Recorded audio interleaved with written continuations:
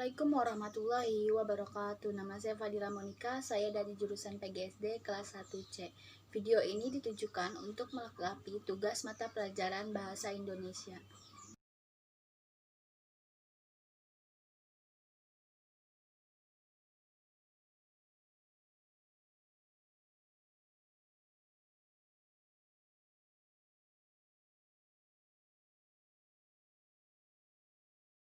Indonesia adalah varian bahasa Melayu, sebuah bahasa Austronesia dari cabang bahasa-bahasa Sunda Sulawesi yang digunakan sebagai lingua franca di Nusantara. Kata pertama yang ditemukan dalam bahasa Melayu atau Jawi ditemukan di pesisir tenggara Pulau Sumatera, menunjukkan bahwa bahasa ini menyebar hampir ke seluruh Indonesia melalui wilayah ini. Berkat penggunaannya oleh Kerajaan Sriwijaya yang menguasai jalur perdagangan, Melayu atau sebutan bagi wilayahnya adalah Malaya berasal dari Kerajaan Malayu yang bertempat di Bulu Batanghari. Melayu atau Malayu berasal dari Kerajaan Malayu, yaitu sebuah kerajaan Hindu-Buddha pada abad ke-7 yang bertempat di Sungai Bulu Batanghari, Pulau Sumatera. Secara geografis, semula hanya mengacu kepada wilayah kerajaan tersebut, kan sebagian dari wilayah Sumatera.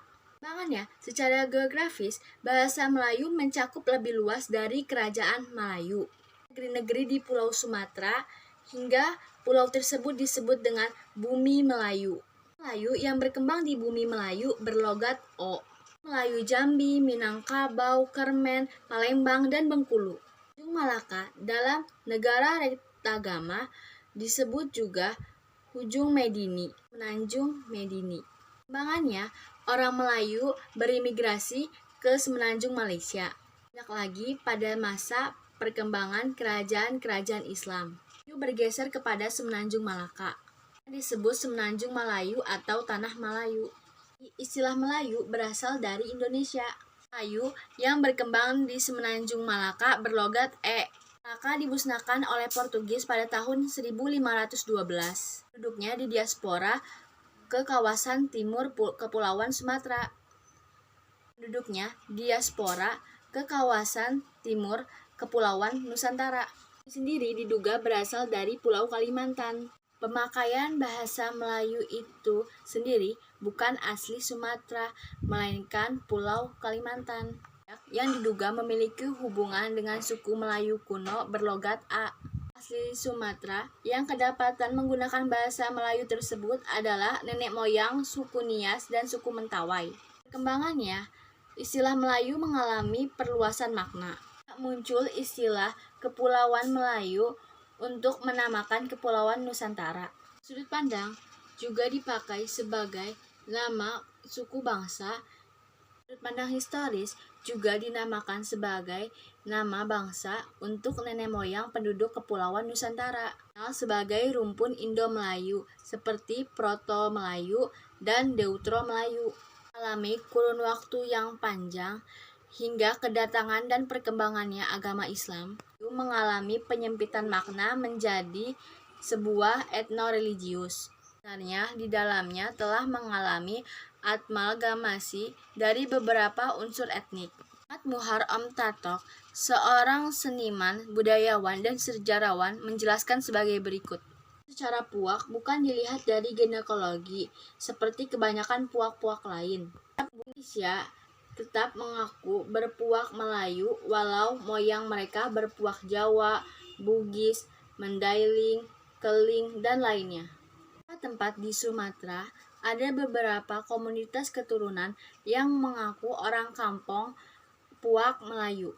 Kerajaan Sriwijaya dari abad ke-7 diketahui memakai bahasa Melayu sebagai bahasa kenegaraan. Prasasti kuno yang ditemukan di Sumatera bagian selatan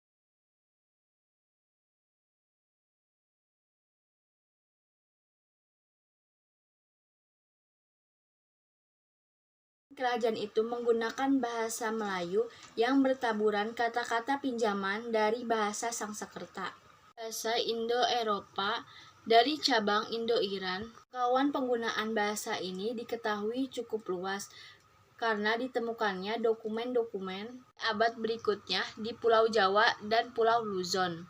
Kata seperti samudra, istri, raja, putra, kaca, kawin, kepala pada periode hingga abad ke-15. 15 berkembang bentuk menjadi bahasa Melayu klasik. Ini dipakai oleh Kesultanan Malaka yang berkembangnya menjadi bahasa Melayu tinggi, terbatas di kalangan kerajaan di sekitar Jawa, Sumatera, dan Semenanjung Malaya. Gis menyebutkan adanya bahasa yang dimengerti oleh pedagang di wilayah Jawa dan Sumatera. Laporkan memiliki juru dari Nusantara untuk juru bahasa di wilayah tersebut.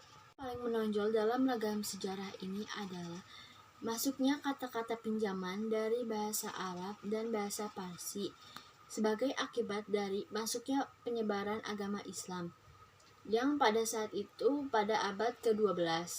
Penyerapan bahasa Arab tersebut berlangsung hingga sekarang. Tangan pedagang Portugis diikuti oleh Belanda, Spanyol, dan Inggris. Kan informasi dan mengubah kebiasaan masyarakat menggunakan bahasa Melayu. Portugis banyak memperkaya kata-kata dari kebiasaan Eropa dalam kehidupan sehari-hari, seperti gereja, sepatu, sabun, dan lain-lain. Belanda banyak memberikan pengayaan di bidang administrasi, kegiatan resmi, dan teknologi hingga awal abad ke-20. Pendatang Cina lambat laun dipakai oleh penutur bahasa Melayu. Kontak dari mereka yang mulai intensif di bawah jajahan Belanda. Yang biasanya masuk yaitu tentang perniagaan dan kehidupan sehari-hari. Jan Huygens van Linschoten pada abad ke-17 dan Albert Wallace pada abad ke-19 bahwa bahasa Melayu atau Malaka dianggap sebagai bahasa yang paling penting di dunia timur. Penggunaan bahasa Melayu ini melahirkan varian tempatan dan temporal. Perdagangan menggunakan bahasa Melayu di berbagai pelabuhan Nusantara menggunakan campuran bahasa Portugis, bahasa Tionghoa, dan bahasa setempat. Proses pemijiman di beberapa kota pelabuhan timur Nusantara, misalnya di Ambon, Manado, dan Kupang. Orang Tionghoa di Semarang dan di Surabaya juga menggunakan bahasa Melayu Pidgin, juga bahasa Melayu Tionghoa di Batavia. Dan ini dinamakan oleh bahasa Melayu Pasar oleh peneliti bahasa. Penting terjadi pada pertengahan abad ke-10 yaitu menulis Kamus Eka Bahasa untuk bahasa Melayu. Saat itu, bahasa ini dikatakan sebagai full-fledged, sama tinggi dengan bahasa-bahasa internasional pada saat itu. Memiliki kaidah dan dokumentasi kata yang terdefinisi dengan jelas. 19 dapat dikatakan paling sedikit terdapat dua kelompok bahasa Melayu. Masyarakat Nusantara, bahasa Melayu koloquial memiliki standar. Bahasa ini dikatakan lingua franca, kebanyakan berstatus bahasa kedua dan ketiga. Kolonial Hindia Belanda menyadari bahwa bahasa Melayu dapat membantu kegiatan administrasi di kalangan pegawai negeri pribumi. Kesan bahasa Belanda bagi pribumi dinilai lemah. Mendarkan diri pada bahasa Melayu tinggi, sejumlah sarjana mulai terlibat dalam pembakuan bahasa. Bahasa Melayu pun didukung dengan diterbitkannya buku karya sastra dalam bahasa Melayu. Dengan ini terbentuklah embrio bahasa Indonesia, perlahan mulai terpisah dari bentuk bahasa Melayu. Ke-20 perpecahan dalam bahasa Melayu mulai terlihat. 1901 Indonesia mengadopsi ejaan Van Ophuijsen. Tahun 1904 Persekutuan Tanah Melayu di bawah Inggris mengadopsi ejaan Wilkinson. Ejaan Van Ophuijsen diawali dengan penyusunan kitab logat Melayu. Pemerintah semakin kuat dengan dibentuknya Komisi Bacaan Rakyat. 1908 kelak lembaga ini akan menjadi Balai Pustaka.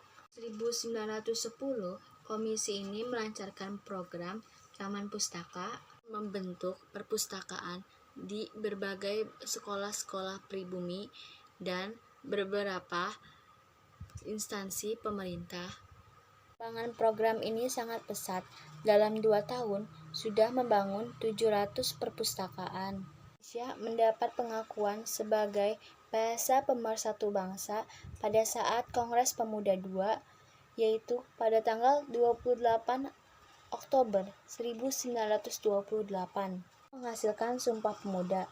Penggunaan bahasa Melayu sebagai bahasa nasional yang didapatkan dari usul Muhammad Yamin, seorang politikus, sastrawan, dan ahli sejarah. Dalam kongres tersebut mengatakan, mengacu kepada masa depan, bahasa-bahasa yang ada di Indonesia dan kesusastraannya, ada 2 bahasa yang diharapkan sebagai bahasa pemersatu, yaitu bahasa Jawa dan bahasa Melayu. Tapi dari 2 bahasa tersebut, hanya bahasa Melayulah yang akan menjadi bahasa pergaulan atau bahasa pemersatu.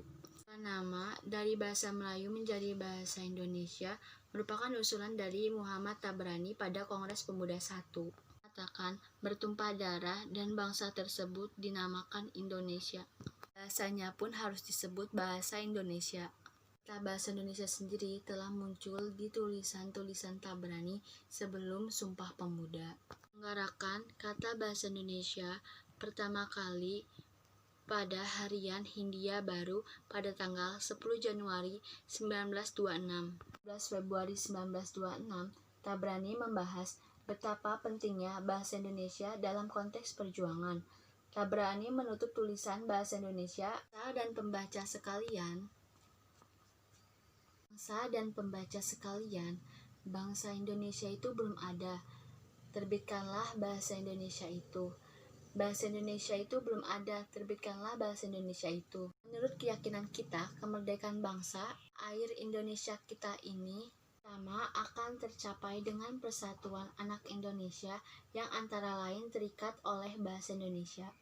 Perkembangan dan kesusastraan bahasa banyak dipengaruhi oleh sastrawan Minangkabau. Dalam perkembangan dan kesusastraan bahasa Indonesia dipengaruhi oleh sastrawan Minangkabau. Sastrawan tersebut banyak mengisi dan menambah pembenahan kata, sintaksis, maupun morfologi bahasa Indonesia. Saya mohon maaf. Wassalamualaikum warahmatullahi wabarakatuh.